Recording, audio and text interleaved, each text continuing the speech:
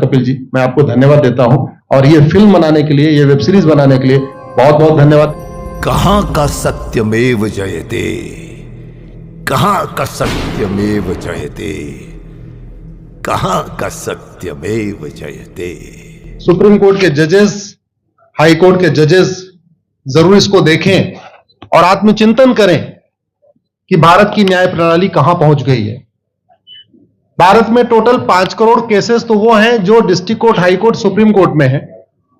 इसका मतलब 5 करोड़ परिवार न्याय की आशा में बैठा हुआ है। ऑन एन एवरेज एक परिवार में 6 आदमी रख लीजिए, तो यानी 30 करोड़ लोग न्याय की आस लगाए बैठे हुए हैं। 30 करोड़ का मतलब एक अमेरिका, 30 करोड़ का मतलब 15 ऑस्ट्रेलिया, 30 करोड़ का मतलब 7 कनाडा, 30 करोड़ का मतलब 1.5 ब्राजील। इतने लोग भारत में न्याय की आस में बैठे हुए हैं और ये 5 करोड़ केस तो वो है जो district court, high court, supreme court में है। इसके पैरेलल हमारे देश में एक और जुडिशियल सिस्टम है, उसको कहते हैं तहसीलदार, एसडीएम, एडीएम, डीएम, कमिश्नर, जहां पे चकबंदी के मुकदमे चलते हैं। वो इस 5 करोड़ में काउंटेड नहीं है। जो तहसीलदार के यहां मुकदमा होता है, एसडीएम के यहां मुकदमा होता है, एडीएम के यहां होता है, डीएम के यहां होता है, चकबंदी अधिकारी जिसको सीओ कहते हैं, डीडीसी कहते हैं, एसओसी कहते हैं, वो इसके पैरेलल में है और 5 करोड़ मुकदमे वहां पे भी चल रहे हैं। इसका मैं लाइव एग्जांपल देना चाहूंगा भारत की ब्लैक जस्टिस सिस्टम का। 1985 में जौनपुर में एक 10 बीघे जमीन का मुकदमा शुरू हुआ था। अभी वो सबसे नीचे पायदान पे है, जिसको कहते हैं चकबंदी अधिकारी। 1985 में मुकदमा शुरू हुआ, 2023 आ गया, लगभग 37 साल बीत चुके। 37 साल में यह नहीं तय हो पाया कि असली विल कौन सी है। 2 लोगों ने क्लेम किया, वो कह रहे हैं मुझे विल मिली है, वो कह रहे हैं मुझे विल मिली है। 37 साल में यह नहीं डिसाइड हो पाया असली विल किसकी है। अगर मान लीजिए आज डिसाइड हो जाए तो सीओ के बाद एसओसी, एसओसी के बाद डीडीसी, डीडीसी के बाद हाई कोर्ट, हाई कोर्ट के बाद सुप्रीम कोर्ट, यानी अभी 35 साल और लगेगा, 70 साल लगेगा। सेकंड जनरेशन मुकदमा लड़ रही है, ऑलरेडी सेकंड जनरेशन मुकदमा लड़ रही है और इसी स्पीड से काम हुआ तो मुझे लगता है थर्ड जनरेशन आके मुकदमा जाके तब जाके सुप्रीम कोर्ट पहुंचेगा। दूसरा एग्जांपल, एक ग्लेरिंग एग्जांपल आपको देता हूं। 1971 के वॉर में पाकिस्तान में बम फेंकने वाले, पाकिस्तान के फौजियों के बहुत सारे बैंकर तोड़ने वाले एक कर्नल कबोत्रा है, पंचकुला में रहते हैं। दुश्मनों को उन्होंने दांत तोड़ दिए। आज 2000 से उनके मकान पे किसी ने कब्जा किया हुआ है। 2023 आ चुका है, 23 साल में वो अपने मकान को नहीं छुड़ा पाए। अभी मामला पंचकुला की डिस्ट्रिक्ट कोर्ट में है, उसके बाद चंडीगढ़ हाई कोर्ट जाएगा, फिर सुप्रीम कोर्ट जाएगा। तो 23 साल में वो सबसे नीचे पायदान पे है। वास्तविकता यह है, अंग्रेज चले गए, अंग्रेजी कानून यहीं छोड़ गए, अंग्रेजी व्यवस्था यहीं छोड़ गए। यह व्यवस्था भारत में न्याय देने के लिए नहीं बनी थी। यह जो न्यायिक जुडिशियल सिस्टम था भारत में जो बनाया गया, वो केवल और केवल भारत को लूटने बांटने के लिए बनाया गया था। क्योंकि कानून वही चल रहा है, जुडिशियल सिस्टम वही चल रहा है, इवन हमारा ड्रेस भी वही चल रहा है। अंग्रेज काले कपड़े पहनते थे, हम भी काले कपड़े पहनते हैं। अंग्रेज जून के महीने में उनको गर्मी लगती थी तो 1 महीने छुट्टी करके इंग्लैंड चले जाते थे। आज भी हमारा हाई कोर्ट, सुप्रीम कोर्ट पूरे मई जून बंद रहता है। अंग्रेजों को क्रिसमस के टाइम में दिसंबर में छुट्टी मनाना जाना होता था, 1 महीने छुट्टी कर चले जाते थे। आज भी हमारी हाई कोर्ट, सुप्रीम कोर्ट दिसंबर में, क्रिसमस के टाइम में 15 दिन 20 दिन बंद हो जाती है। तो सोच वही है, किताबें वही है, व्यवस्था वही है, कानून वही है, तो स्वाभाविक सी बात है जस्टिस होगा कहां से? जस्टिस कैसे होगा? हम 2023 में 1860 का इंडियन पिनल कोड लेके घूम रहे, 1861 का पुलिस एक्ट लेके घूम रहे, गवाहों के बयान 1872 के कानून से हो रहे। हमने सब कुछ वर्ल्ड क्लास कर लिया, लेकिन अपने जस्टिस सिस्टम को कंपेयर करने की कोशिश ही नहीं किया।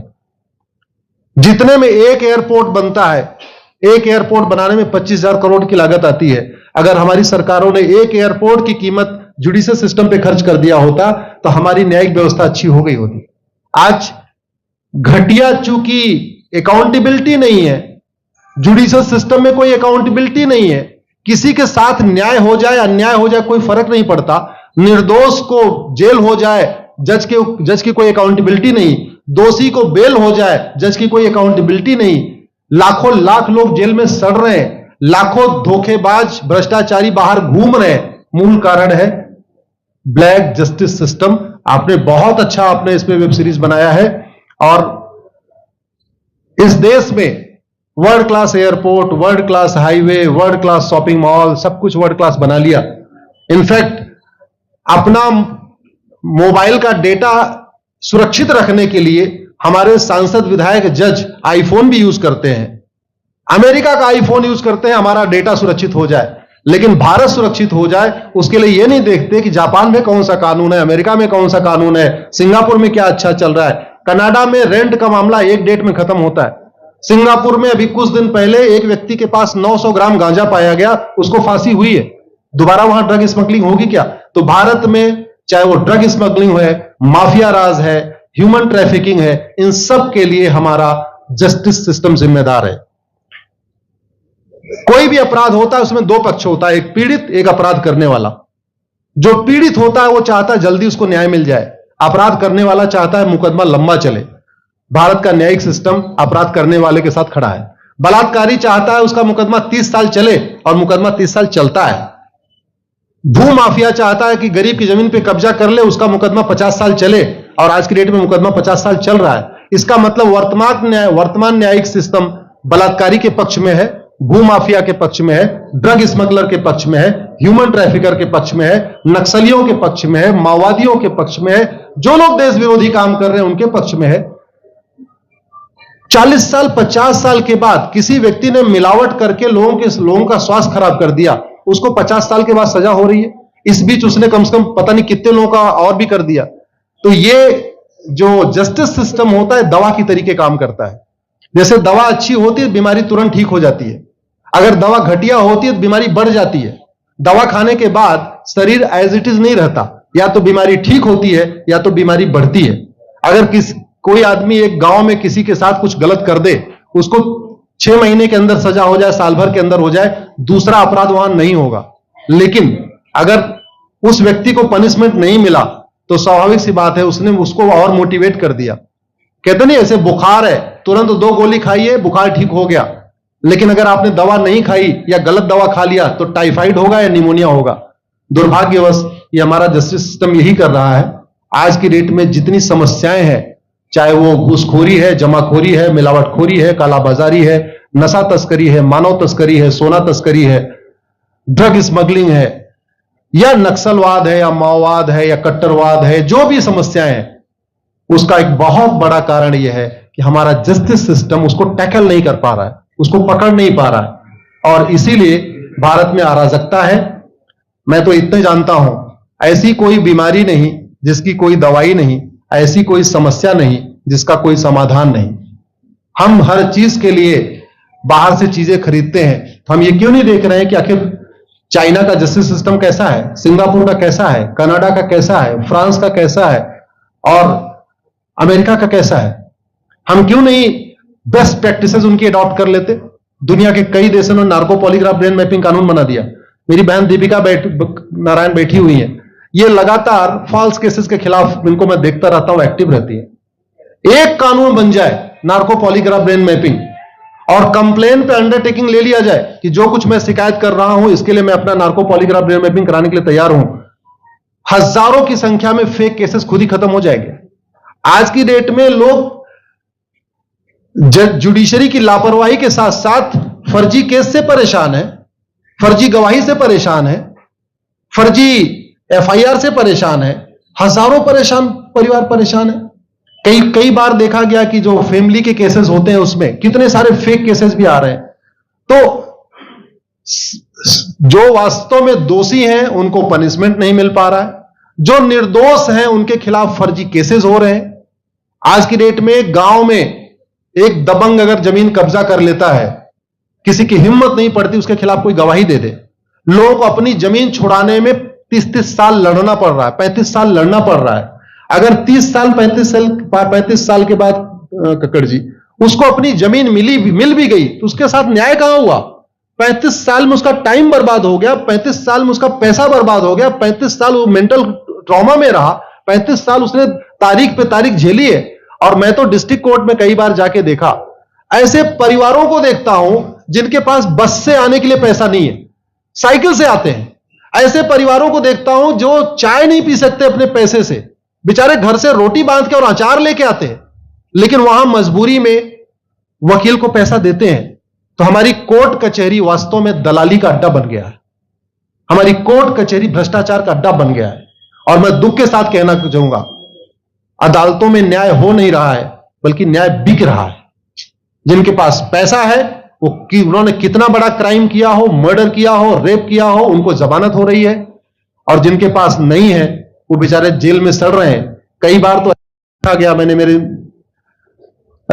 मर्डर किया एक्स अनंत सिंह ने, लेकिन एक्स अनंत सिंह बाहुबली थे, उन्होंने थानेदार को 20 लाख रुपए दिया, वो वाई अनंत सिंह को लेकर जेल में डाल दिया, नाम वही है।